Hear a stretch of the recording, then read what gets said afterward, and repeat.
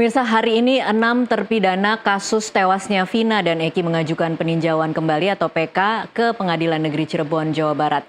Ini adalah perlawanan para terpidana yang didakwa melakukan pembunuhan dan penganiayaan kepada Vina dan Eki atas keterangan Aep Rudiansyah dan Dede Riswanto.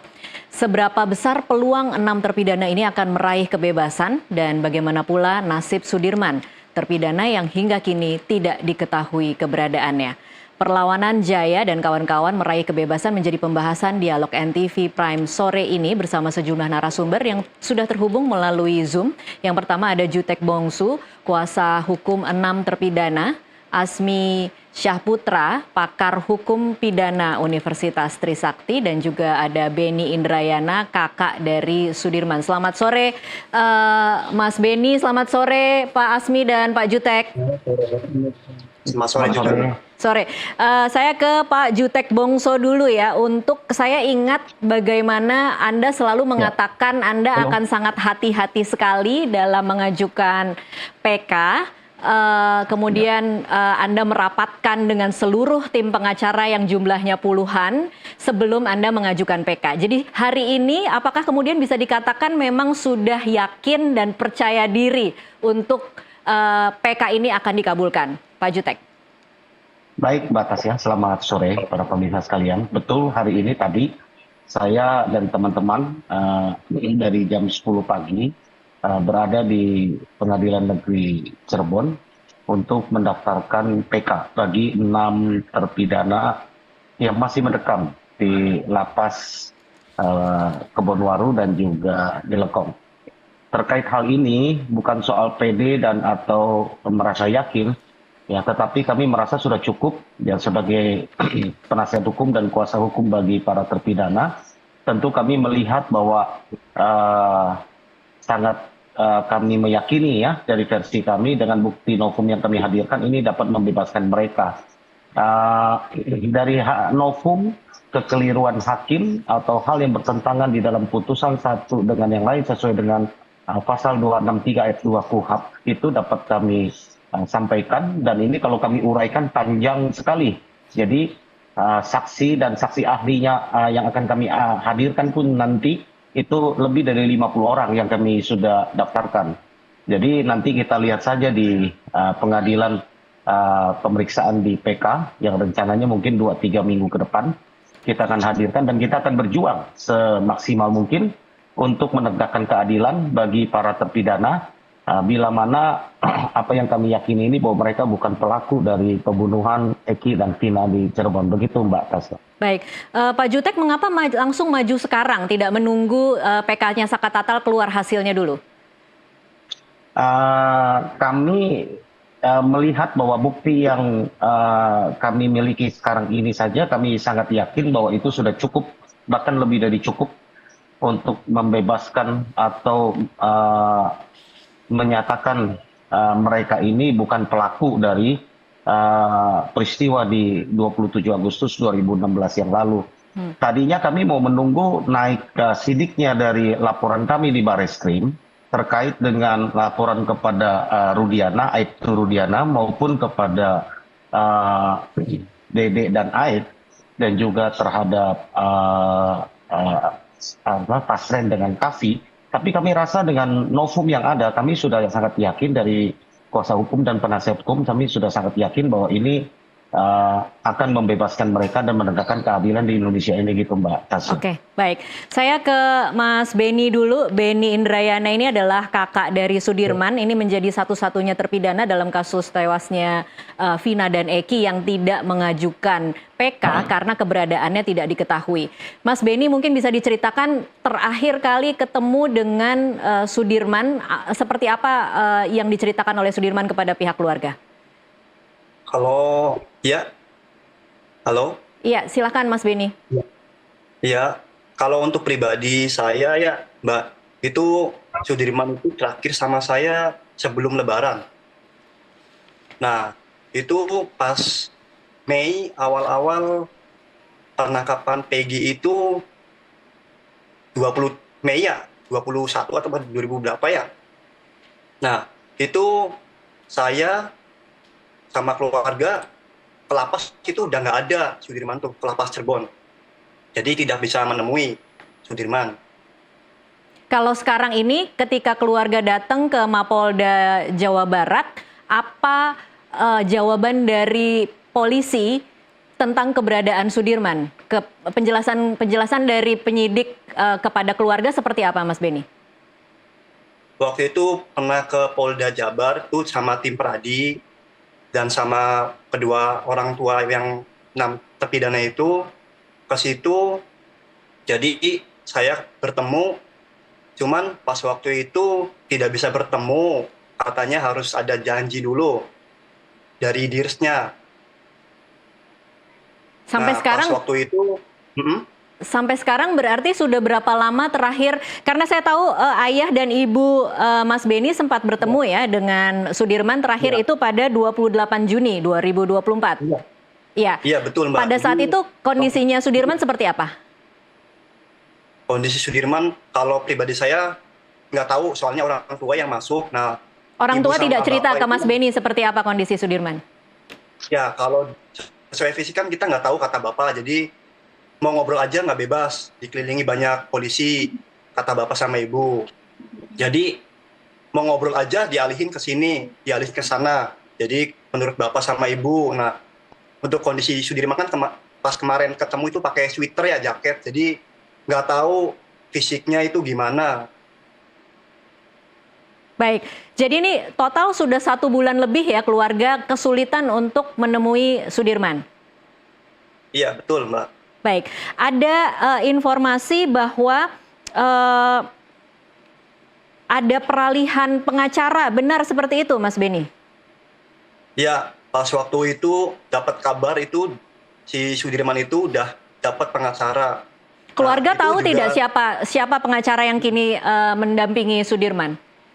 Ya, awalnya tidak tahu namanya itu siapa. Nah, pas udah dikasih info, namanya kan dikasih nama tuh. Udah kasih nama, jadi tapi nggak tahu, nggak ada koordinasi sama keluarga kami, Mbak. Jadi namanya, tapi keluarga tahu siapa nama kuasa hukumnya? Kalau nama tahu, Siapa? Karena beralih dari Ibu Titin kan, sekarang bukan Ibu Titin lagi ya? ya, jadi namanya Pak Wilson. Nah, itu nggak pernah ngubungin keluarga kami dan nggak ada kayak buat PK gitu, nggak ada sih kata-kata itu. Oke, Mas Beni Dan siapa kami pun- namanya, boleh diulang tadi tidak terlalu jelas? Ya, Nama kuasa hukum yang baru siapa? Pak Wilson Tambunan. Wilson Tambunan. Iya, Oke, dan Wilson Tambunan ini tidak pernah mendatangi keluarga hingga hari ini. iya. Oke, baik. Mas Beni ditahan dulu, saya beralih dulu ke Pak Asmi. Pak Asmi Syaputra, pakar hukum pidana Trisakti. Pak Asmi, apa catatan Anda terhadap kasus Vina yang saat ini sudah bergulir semakin jauh? Ada proses lanjutan, hari ini sudah ada PK yang masuk ke PN Cirebon untuk 6 terpidana, tetapi ada 1 terpidana yang kita tidak bisa tahu keberadaannya di mana. Ya, ini menunjukkan ada suara pencari keadilan. Suara pencari keadilan mencari jalannya untuk keluar dari sebuah ketidakadilan itu sendiri. Kenapa kita bilang suara pencari keadilan akhirnya bergema? Di mana katakanlah hari ini advokat, para penasihat hukum itu mencoba menyusun gugatan hak original. Jadi kan adalah upaya hukum luar biasa melalui PK. PK itu kan peninjauan kembali dengan syarat yang sangat ketat sekali. Seperti yang tadi sudah disampaikan, ada 3 syarat tersebut. Berarti kan ada novum baru, ada kekeliruan hakim, ada pertentangan antara satu putusan yang lain gitu. Bagaimana mungkin 3 kali validasi, katakanlah apalagi menyangkut tindak pidana pembunuhan berencana. Ini adalah satu hal yang serius, berarti sejak awal di gerbong pintu masuknya, karena perkara pidana itu ditandai dari gerbong pertama di tingkat kepolisian. Kegaduhan ini diramaikan di tingkat kepolisian. Berarti ada yang tidak tepat, ada yang unprofessional, ada yang tidak prosedural, ada yang tidak mengamankan olah TKP tingkat pertamanya, jadi sehingga bergeraklah alat bukti tadi, atau memang ada by design sejak awal, sehingga ini membuat karut marut seperti saat ini setelah 8 tahun. Begitu Mbak Tasya. Oke, kalau untuk Sudirman sendiri, Pak Asmi, menurut Anda boleh tidak sih sebenarnya penyidik menahan terpidana untuk tidak bertemu dengan keluarga seperti saat ini? Oh, sangat tidak boleh. Itu kan ada hak. Jadi sebenarnya sewaktu ada jembatan lawyer, dalam hal ini penasihat hukum, termasuk keluarganya, itu diatur dalam KUHP. Jadi dia bisa menerima kunjungan dari penasihat hukumnya maupun kalau keluarganya datang. Tentunya dengan jam operasional ya biasanya gitu ya. Walaupun di situ sewaktu-waktu bisa, tapi dalam pelaksanaannya biasanya adalah jam operasionalnya.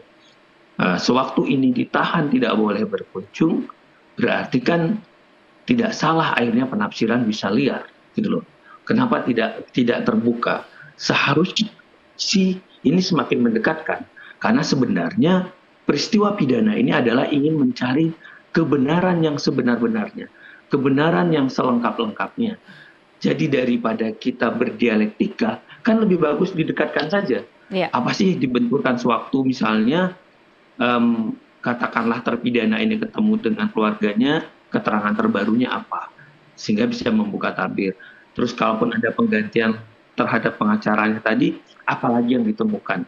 Sehingga kan satu arah dalam rangka menemukan titik kebenaran dan siapakah sebenarnya pelaku sebenarnya dari peristiwa ini. Kalau katakanlah 7 terpidana hari ini atau 6 terpidana yang hari ini sedang mengajukan PK ini memang bukan orang yang melakukan, ya semestinya kita sejak awal saja sudah berani menyatakan memang ada kekeliruan gitu loh. Kalau memang kenapa harus dibeli lagi dengan peradilan? Ini cukup lama dan sangat tidak manusiawi. Saya kira kalaupun karena ini kegaduhannya di tingkat kepolisian sejak awal, karena katakanlah ini ibarat masakan, koki pertamanya kan ada di gerbong kepolisian gitu loh. Jadi jaksa bisa keliru, hakim bisa keliru karena mereka awalnya itu hanya lihat formalnya aja, Mbak Tasya. Iya. Tidak melihat secara materialnya. Kadang orang aja, kamu nanti ngaku aja nama ini gitu. Sehingga kadang ada orang bisa yang dihukum itu sebenarnya bukan orangnya. Iya. Maaf, lagi-lagi kita akan melihat. Ini yang juga PR bagi kita, catatan bagi kita. Ke depan KUHP juga harus diperbaharui ya, hukum acara pidana. Peran jaksa itu masuk sejak awal. Jangan hanya polisi. Nah, kita takut nih kan terjadi lagi hal-hal begini. Untung saja, lagi-lagi ya, kita tidak boleh menafikan perkembangan teknologi, harus informasi yang begini cepat, ini ngebantu. Iya. Nah, inilah saatnya memang masyarakat sipil saling menguatkan untuk menemukan kebenaran tersebut. Baik, Pak Asmi, tapi kalau secara hukum pidana, sebenarnya bagaimana seharusnya prosedur penanganan terhadap seorang terpidana yang mengidap keterbelakangan mental? Apakah memang harusnya diperlakukan seperti masyarakat biasa atau seperti apa?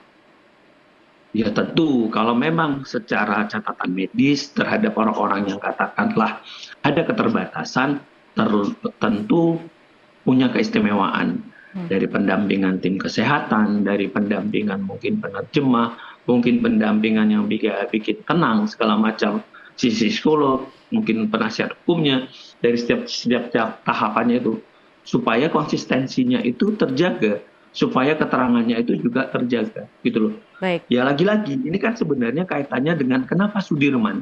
Ini berkaitan tentang SMS pertama. Dani atau Andi yang SMS tanggal 17 Agustus kan dari perkara tersebut untuk menarik titik perencanaannya. Padahal Dani atau Andi yang dimaksud di situ kan itu fiktif, DPO yang tidak ada. Iya. Itu yang kita lihat. Maka Sudirman lah yang menunjukkan SMS itu, katanya hanya menunjukkan SMS tersebut ke Sakatatal, tapi tidak pernah terkonfirmasi handphone siapa, layarnya, percakapannya bagaimana. Ini yang sebenarnya yang membuat konstruksi ataupun peran Sudirman menjadi kunci setelah 3 DPO itu dikunci mati seolah-olah nggak bisa diganggu. Iya. Untuk menghilangkan pelaku sebenarnya atau ada sesuatu yang sedang didesain. Oke, saya ke Pak Jutek lagi. Pak Jutek, kalau Anda mengumpulkan keterangan dari 6 terpidana lainnya, apa keterangan yang mereka sampaikan tentang Sudirman? Oke, gini Mbak Tasya, saya sampaikan dahulu ya terkait dengan Sudirman. Kebetulan kami adalah juga kuasa hukum dari orang tua Sudirman, ya. Baik. Kang Beni di sini juga bagian dari kami. Kami dari awal sudah berusaha mengirim surat ke Kemenkumham dan juga ke Dirjen Pas, ditembuskan ke Kapolda Jabar waktu awal. Karena kami tahu saat itu sedang diadakan pemeriksaan terhadap Sudirman terkait dengan peristiwa tertangkapnya Peggy. Iya. Ya. Tetapi belakangan setelah putusan dari pra peradilan, sampai hari ini kami pun sudah berusaha, kami sudah kirimkan surat keempat mungkin, ya, untuk bertemu memohon konfirmasi kepada Dirjen Pas, kepada Menkumham, karena disitulah kami prosedurnya begitu. Iya. Karena kalau kami nanti suratin kemana-mana, kan kami nggak tahu ada di mana posisinya sekarang. Sebenarnya posisi tidak terakhir mau yang diketahui oleh Pradi di mana, Pak Jutek? Ya, menurut informasi orang tuanya bertemu di Polda Jabar. Oke. Ya, saat ini apakah ada di mana, kami kan nggak mau bertebak, walaupun secara informal kami mendapatkan informasi hal tersebut. Secara Tetapi kan informal sebagai, ada di Polda atau di tempat lain, Pak Jutek? Ya di Polda secara Oke. informal. Tetapi kan kami kan nggak bisa mengatakan ada di mana dia saat ini. Ya secara formal ya kami berkirim surat kepada Menkumham. Bersurat kepada Menkumham dan juga bersurat kepada Dirjen Pas. Kami juga berkoordinasi lah dengan berbagai lembaga, ada Komnas HAM, LPSK terkait hal ini. Saya mendapat info lembaga ini pun sudah mengirim surat kepada Menkumham, kepada Dirjen Pas. Tapi per hari ini sampai tadi malam, karena tim kami ada di Lapas Kebonwaru dan juga Jelekong sampai jam 12 malam, tadi malam mempersiapkan data untuk kami PK. Itu kami dapat pastikan belum datang, belum ada Sudirman di Lapas Kebonwaru. Di mana beradanya kami tidak tahu ya. Artinya seharusnya dengan selesainya kasus Peggy tidak ada alasan lagi bahwa itu Sudirman ada di luar lapas. Iya. Kami memohon kepada Menkumham, kepada Dirjen Pas, tolong dijawab surat kami karena kami mewakili keluarga terpidana Sudirman.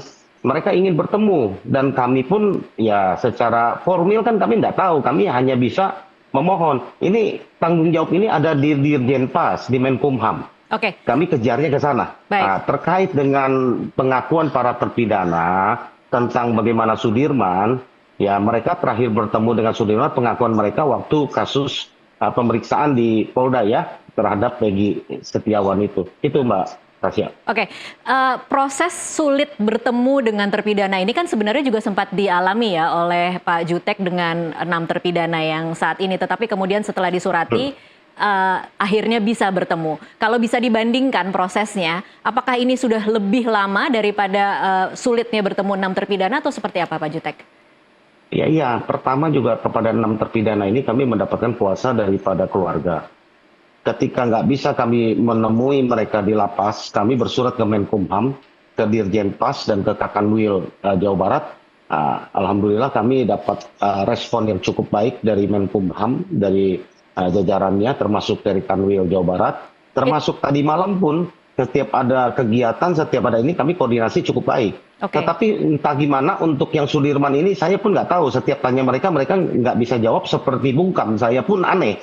Itu sebabnya ya melalui media ini ya kami tolong ini tanggung jawab Dirjen Pas, Menkumham ya apapun karena dia terpidana bukan menjadi tersangka ataupun apa, kami nggak tahu ada di mana ya, kami tidak juga ingin mempersoalkan ada di mana, kami tidak mau dibenturkan dengan lembaga manapun karena kami ingin profesional saja dan kami tentu bertanya kepada Menkumham apa begitu cara kerja, bagaimana kalau ada terjadi apa-apa dengan Sudirman ya, walaupun dia sudah punya pengacara Sudirman, tetapi hak orang tuanya itu kan dia harus ada. Kami ini kuasa orang tuanya, keluarganya. Kami memperjuangkan hak orang tuanya. Hari Jumat yang lalu Mbak Tasya, saya mau jelaskan ini penting. Hari Jumat lalu sebelum kami memutuskan untuk PK, ini ada Mas Beni ya, ada Mas Beni bisa tambahkan nanti, itu juga bertemu dengan saya hari Jumat kemarin. Mereka bertanya, Bang, bagaimana nasib Sudirman? Kami, saya dengar hanya 6 terpidana yang mengajukan PK. Saya jelaskan kepada keluarga, saya bilang secara formil hukum, saya harus katakan bahwa kalau hanya 6 yang mengajukan PK, maka hanya 6 nama ini, kalaupun ada katakanlah berbalik arah dan mereka dibebaskan, ini Sudirman nggak akan bisa tiba-tiba beres atau Baik. tiba-tiba keluar. Karena itu formilnya harus dipenuhi. Lalu bagaimana nasib Sudirman, keluarga kami? Saya Baik. jelaskan sama mereka, tanggung jawab kami sebagai lawyer sampai hari ini masih kami lakukan dari keluarga. Kami sudah berkomunikasi dengan berbagai pihak. Ya, Baik. saya harapkan dapat diselesaikanlah dengan cepat Sudirman dikembalikan ke lapas supaya kami dapat bertemu. Demikian. Oke, baik. Pak Jutek ditahan dulu, kita nanti akan sambung di segmen selanjutnya. Pemirsa tetaplah bersama NTV Prime.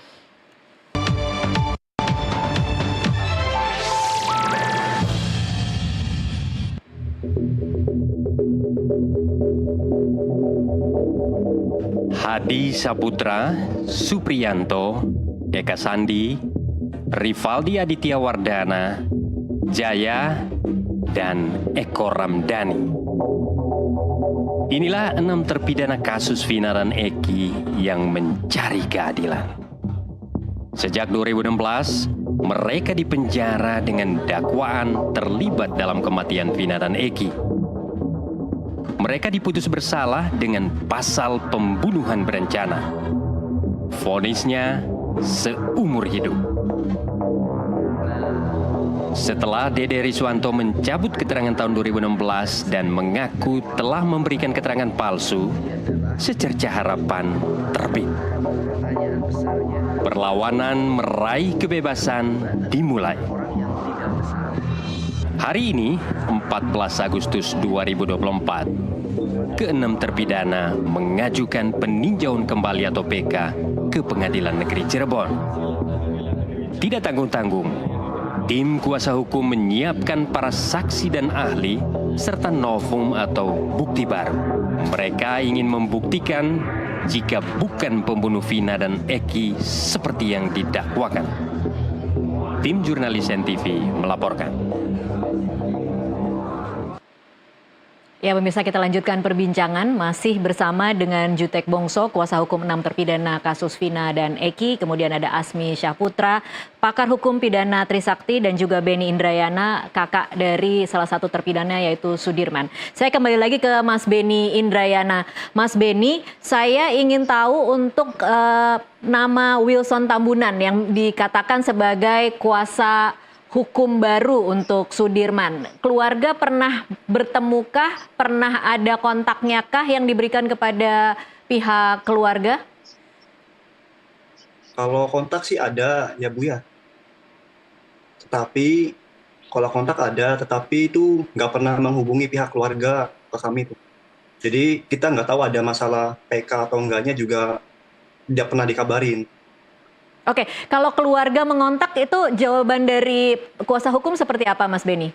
Ya, pas waktu itu saya itu memberanikan diri menanyakan soal yang 6 kan PK. Nah, kita kan Sudirman kan nggak PK. Jadi kita juga sulit menemuinya.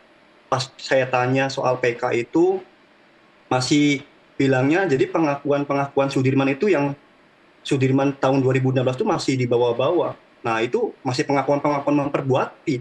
Jadi saya kan aneh dari pihak keluarga. Iya, jadi Wilson Tambunan ini jawabannya ke pihak keluarga tidak akan mengajukan PK atau seperti apa, Mas Beni? Mohon maaf audionya, Mas Beni. Seperti itu yang disampaikan ke keluarga kami, novum baru. Oke, bisa diulang sekali lagi, tadi sempat hilang audionya, Mas Beni. Ya, ya bilangnya itu mengumpulkan novum baru dulu, Bu, kata Pak Wilson itu. Nah, sedangkan novum baru itu berdasarkan pengakuan-pengakuan yang sudah yang waktu tahun 2016 itu. Oke, kalau keluarga bertanya mengapa tidak bersamaan dengan 6 terpidana lain, jawaban dari kuasa hukum apa? Ya bilangnya sih bakal PK, tapi nunggu katanya Bu. Oke, tapi artinya Wilson Tambunan ini bisa bertemu dengan Sudirman?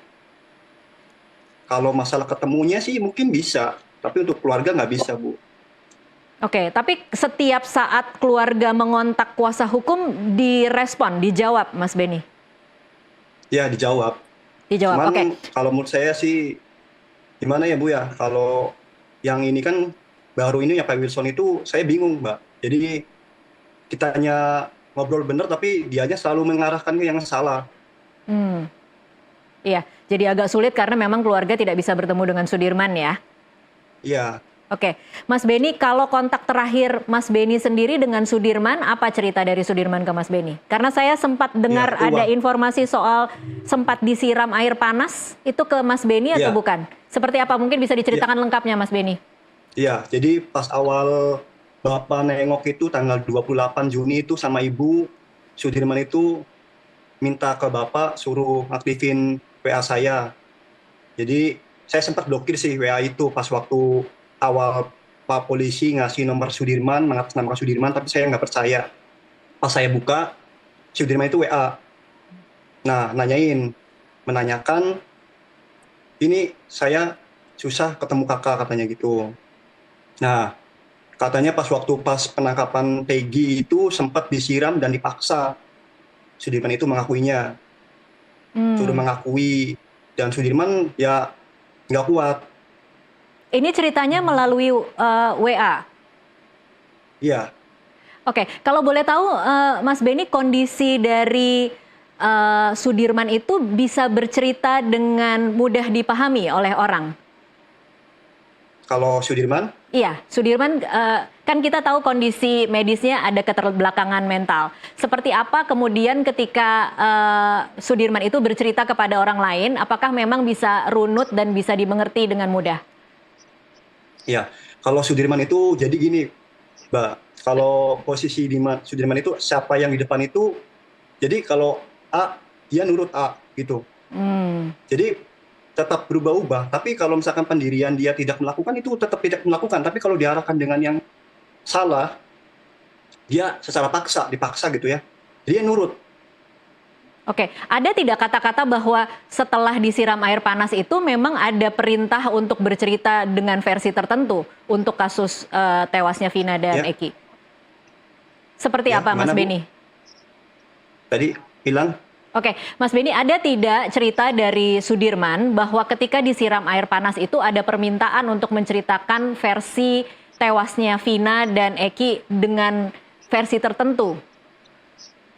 kalau Sudirman itu ngasih info ke keluarga itu, dia disiksa aja sih. Oke, jadi tidak ada Dan dia- cerita bahwa siksaan itu untuk apa begitu, untuk meminta dia melakukan Ya. apa? Ya, siksa itu dia suruh melakukan. Jadi dipaksa untuk melakukan dan bilangnya itu bakal ringan hukumannya. Oke. Oke, baik. Saya ke Pak Asmi dulu, Mas Beni ditahan dulu. Pak Asmi, kira-kira upaya luar biasa apa yang bisa dilakukan oleh keluarga? Karena kita tadi sudah dengar seperti apa upaya dari kuasa hukum keluarga, Pak Jutek dan teman-teman sudah berkirim surat, tapi tidak ada respon. Kemudian keluarga juga sudah mencoba untuk mendatangi Mapolda, tapi juga tidak bisa. Apa kira-kira opsi lain yang bisa dilakukan keluarga untuk memastikan bahwa Sudirman dalam kondisi baik-baik saja dan bisa bertemu? Ya harus dibenturkan kepada pimpinan yang lebih tinggi kalau memang Dirjen pas tidak bisa, karena memang apa ya, itu kan setiap narapidana berhak menerima kunjungan keluarga. Itu kan biar ada juga pembinaan mental, terus sikap dia yang lebih baik sebenarnya, maka diatur ya selain kunjungan kesehatan, rohani, apalagi keluarga. Jadi semestinya ya tidak ada alasan gitu loh. Nah, sewaktu ini tidak dibuka, bahkan tadi katakanlah ada didugaan kekerasan, bagaimana logikanya orang yang sudah perlu perlindungan hukum, terus dengan keterbelakangan tadi ada yang tidak sempurna dari dia, malah dibikin pengakuan yang harus dengan kekerasan. Ini kan menunjukkan ada sesuatu lagi-lagi yang tidak tepat gitu ya. Iya. Seharusnya orang dilindungi malah digebuki gitu loh. Malah sekarang tidak bisa lagi ketemu gitu kan. Ini kan yang akhirnya bikin muter yang tidak punya kejelasan gitu loh. Jadi yang menurut saya tidak ada alasan lain kalau memang teman-teman atau keluarga nggak bisa, ya harus naik satu tingkat gitu loh.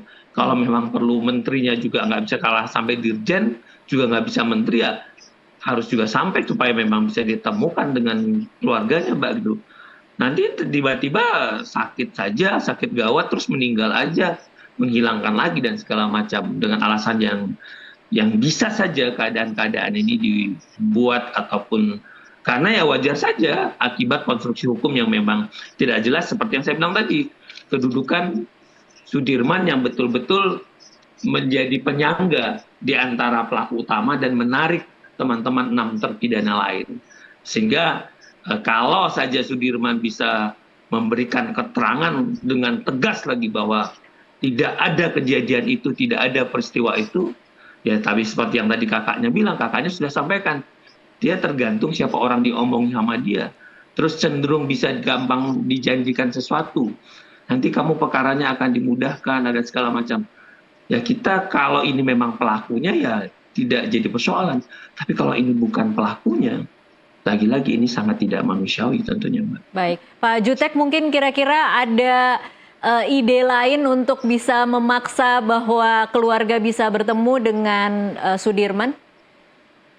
Gini Mbak Tasya, kami sebenarnya sungguh miris dengan kemarin atau tadi kami mendaftarkan hanya 6 terpidana, padahal kenyataannya ada 7 yang ada di dalam.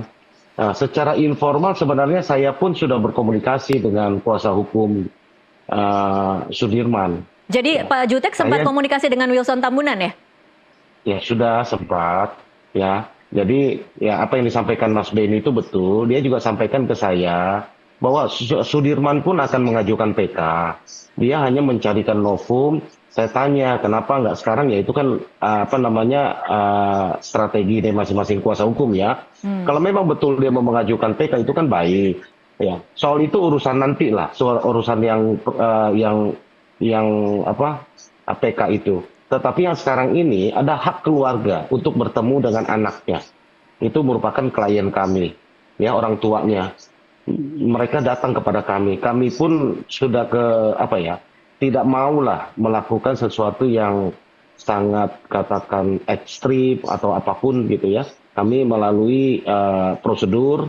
Kami tahu bahwa ini tanggung jawabnya ada di Menkumham, kami bersurat ke Menkumham. Kami tahu ini ada di Dirjen Pas, kami bersurat kepada Dirjen Pas. Kalau itu secara informal kami tahunya ada di tempat A, tempat B, kami tidak mau tahu. Artinya menurut kami kan ya kalau itu pun yang mengizinkan Dirjen Pas, yang Dirjen Pas dong yang harus mengembalikan. Menurut kami saat ini tidak ada alasan apapun. Baik untuk perlindungan keamanannya, baik untuk penyidikan kasus lain. Sudirman itu sudah tidak dibutuhkan lagi. Harusnya dikembalikan ke lapas biar kami dapat fasilitasi keluarganya. Hak keluarga terpidana itu dapat dilaksanakan dengan baik. Apa yang disampaikan Pak Aziz tadi itu betul ya, bahwa keluarga ini punya hak.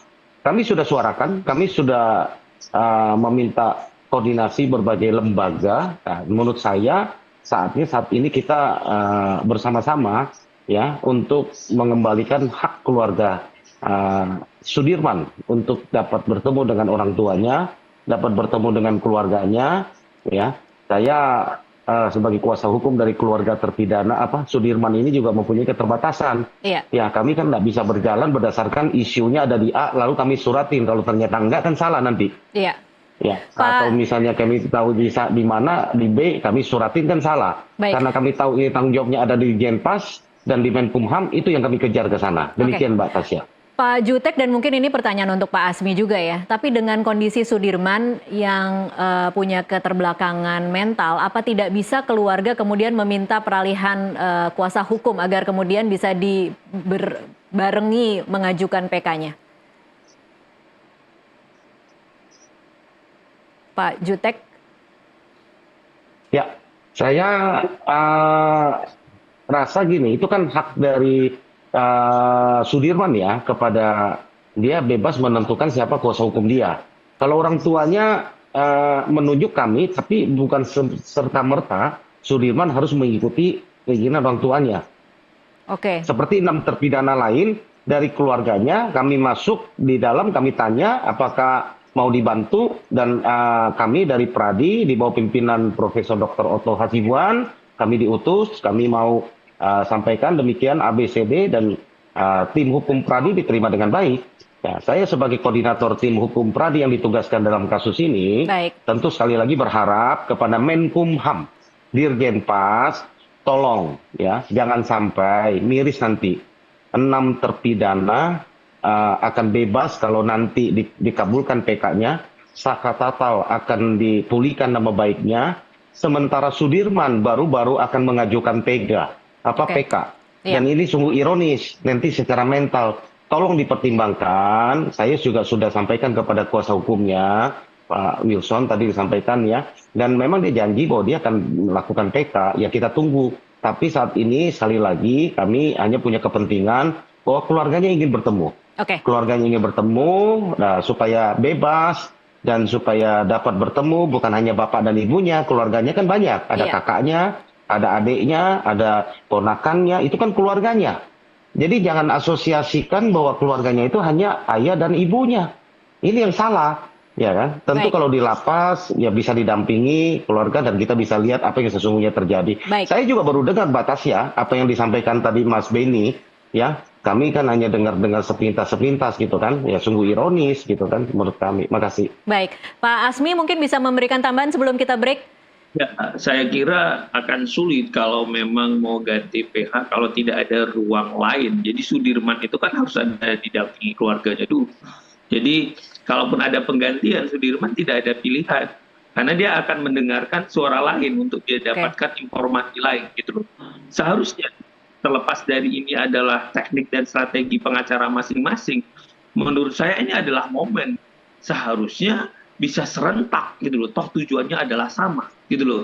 Jadi sewaktu memilih jalan lain padahal keadaan dan konstruksi daripada keterangan saksi-saksi ini kan hampir sama gitu loh. Karena sudah ada pencabutan, sudah ada terlihat ada fakta yang tidak sebenarnya, ada kebohongan dan lain sebagainya di dalam proses itu sejak awal sampai ke dalam peradilan. Ya menurut saya sebenarnya ini jadi penting karena PK ini kan syaratnya harus ada permintaan gitu loh. Jadi di luar dari 3 syarat tadi, permintaan dari terpidana itu sendiri gitu loh. Sewaktu tidak ada permintaan, ya mau tidak mau ya nanti akan ada pengabulan ataupun penolakan ya tentu di belakangan gitu loh. Jadi tidak sefrekuensi atau sewaktu dengan yang hari ini diajukan. Padahal kalau hari ini diajukan frekuensinya sama, penasihat hukum itu tadi ya katakanlah beliau yang tadi berganti itu Pak Wilson, ya seharusnya ini sangat tepat menurut saya. Tapi mungkin bisa saja beliau punya pertimbangan lain yang nanti perlu kita perdengarkan apa pertimbangan lain beliau dan novum apa yang mau diajukan beliau. Nanti kita bisa kaji lebih lanjut. Baik, kita akan break lagi. Nanti kita akan sambung di segmen selanjutnya. Pemirsa tetaplah bersama NTV Prime.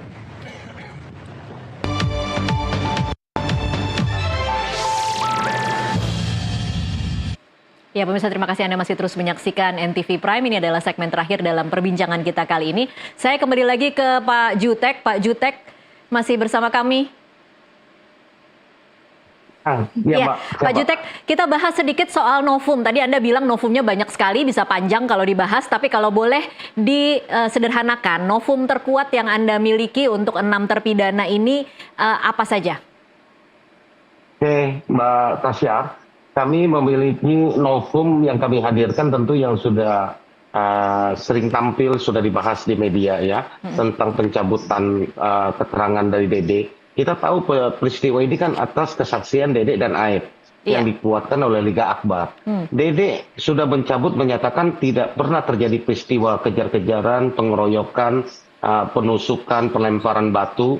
Kemudian Liga Akbar pun mengatakan peristiwa dia melihat itu juga dia mengatakan tidak, yang mengarahkan juga orang yang diduga sama yang sudah kami LP. Tinggallah Aep, ya tinggal Aep. Jadi menurut kami secara konstruksi hukum harusnya sudah runtuh ini jalan cerita. Apalagi ditambah 2 DPO yang 3 DPO yang saat ini belum terungkap identitasnya. Kemudian berkembang lagi novum yang lain adalah tentang kesaksian Mega dan Phoebe. Ini termasuk ekstraksi handphonenya ya? Iya, ekstraksi handphonenya. Karena kalau betul 22:14 detik ke 10 itu masih berkomunikasi dan buktinya memang ada di berkas kami sudah lihat ya, memang berkasnya ada di kami yang ditemukan di pertama disampaikan oleh Pak Erwin Patogi ya. Nah, itu ada di kami lihat betul. Kalau memang itu betul ya, ini maka peristiwa ini kami juga pastikan mustahil terjadi pembunuhan itu dan perkosaan itu terjadi. Bagaimana mungkin dalam waktu 10 menit sampai 15 menit sampai TKP itu 22.30 didatangi polisi, terjadi pemindahan TKP bolak-balik dari jembatan flyover ke tanah kosong, terus ada perkosaan, pembunuhan, kembali lagi ke situ dalam jangka hanya 10 menit. Baik. Ya, itu juga kami. Dari kami hadirin banyak lah. Kemudian ada saksi fakta yang melihat malam itu, ya Pak Adi dan juga Pak Ismail ya, yang lewat melintas di flyover, Iya. yang melihat terjadinya kecelakaan yang dialami, dan kami sudah tunjukkan fotonya. Kami sudah melakukan rekonstruksi secara sederhana apa yang dilihat oleh Pak Adi, apa yang diinikan, posisi jenazah di mana ditolong. Karena Pak Adi inilah yang menjaga, melihat sampai usai jenazah ini diangkut. Kami Sampai perlihatkan melakukan rekonstruksi foto-fotonya. ya, tim kuasa hukum melakukan rekonstruksi sendiri begitu Pak Jutek? Artinya bukan rekonstruksi lah, artinya memperagakan gitu ya, memperagakan secara sederhana. Kami ingin memastikan cerita ini benar nggak? Oke. Ya, antara cerita satu dengan yang lain ternyata ini berkesesuaian. Baik. Kalau betul sejarah ini kan sudah ada sebelumnya ya, bahwa ada kesaksian yang mengatakan melihat celananya tersingkap dan apa semacam. Iya. Ini kalau dari novum-novum yang kami ajukan ini harusnya menurut kami udah nggak bisa terbantahkan. Tidak terbantahkan. Ya, ini Oke. harus sudah fair. Ya. Baik. Belum lagi kehilafan hakim. Ya. Oke, kehilafan Putusan hakim satu ini dengan apa yang ya lain. Pak Jutek? Banyak Mbak ya yang kami temukan. Kenapa tidak di prosedur yang kami persoalkan dari awal, misalnya di dalam putusan itu banyak pertimbangan-pertimbangan yang tidak mempertimbangkan barang bukti yang dihadirkan. Satu dengan yang lain bertentangan. Oke. Contoh misalnya di putusan nomor 16 ya tentang Saka Tatal, peran dari Peggy, Andi dan juga yang lain itu dijelaskan secara jelas lugas. Peran Peggy yang saya sorot di situ katanya ikut memerkosa. Tapi di dalam putusan 3 dan 4 kepada terpidana lain, peran Peggy berbeda, hanya meraba. Gitu. Jadi bagaimana mungkin dalam satu peristiwa orang yang memberikan kesaksian dengan dua Berbeda. peristiwa, dengan dua keterangan yang berbeda, itu Baik. kan konyol menurut kami. Iya. Ya kan? Ini contoh. Ini antara menyetubuhi dengan hanya meraba itu kan berbeda. Ya kan? Tapi orang yang memberikan kesaksian ini tertulis di dalam putusan, petikan pertimbangan putusan. Ini yang kita lihat bahwa ini bertentangan kan satu dengan yang lain. Baik. Belum lagi barang bukti yang dihadirkan, belum lagi lokasi TKP dan banyak lah yang kami hadirkan. Nanti kita akan sampaikan di PK. Gitu. Baik, ini 6 terpidana kemudian dijadikan 3 berkas begitu ya Pak Jutek. Sidangnya akan dijadikan satu atau seperti apa? Ya, kami sudah mohon untuk jadikan satu. Ini kan memang ada tiga berkas ya, karena Rivaldi ini kan Rivaldi ini tidak kan terpidana lain, bahkan 6 dengan Sudirman ini dia nggak kenal. Oke. Ya, ini kasus yang lain. Dia ditahan di Polsek Cirebon Utara Barat dalam kasus Sajam. Diproses dalam kasus Sajam dan dihadirkan dan dibawa langsung pengakuannya oleh Pak Rudiana tanggal 31 Agustus, digabungkan dengan para yang tertangkap di SMP Negeri 11 Cirebon itu, mereka satukan, dibawa barang buktinya ke sana. Ini menurut pengakuan dari para terpidana. Oke, Jadi ini tentu punya tapi cerita yang 5 beda. lainnya kenal ya dengan Sudirman? Ya, kena. Hanya Rivaldi yang Tetapi tidak kenal hanya- dengan Sudirman ya? Iya. Oke, baik. Saya ke Pak Asmi sekarang. Pak Asmi, kalau kita sudah mendengarkan tadi kira-kira novum apa yang akan diajukan oleh tim kuasa hukum dari 6 terpidana, menurut Anda cukup kuat tidak? Ada keterangan dari Dede, kemudian ada ekstraksi handphone, kemudian ada saksi-saksi. Cukup kuatkah menurut Anda kalau kita berkaca dari PK Saka Tatal misalnya? Ya, saya kira catatan-catatan keadaan baru tadi atau alat bukti itu kan menjadi keadaan baru. Jadi keadaan yang dapat menyampingkan pertimbangan putusan hukum sebelumnya.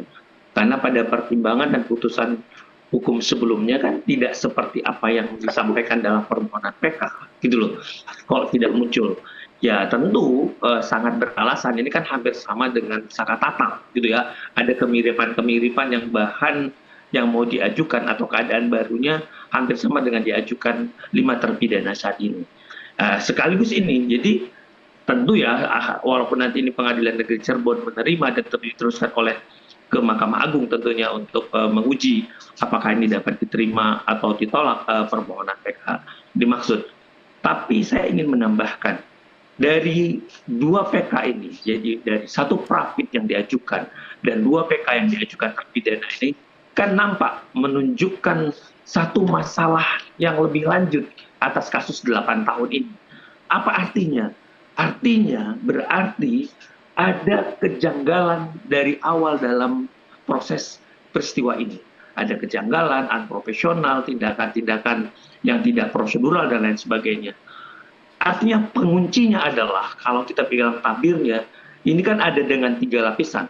Lapisan pertama 3 DPO, yang awalnya nama-nama orang itu, Andi, Dani, dan Peron itu sudah jelas.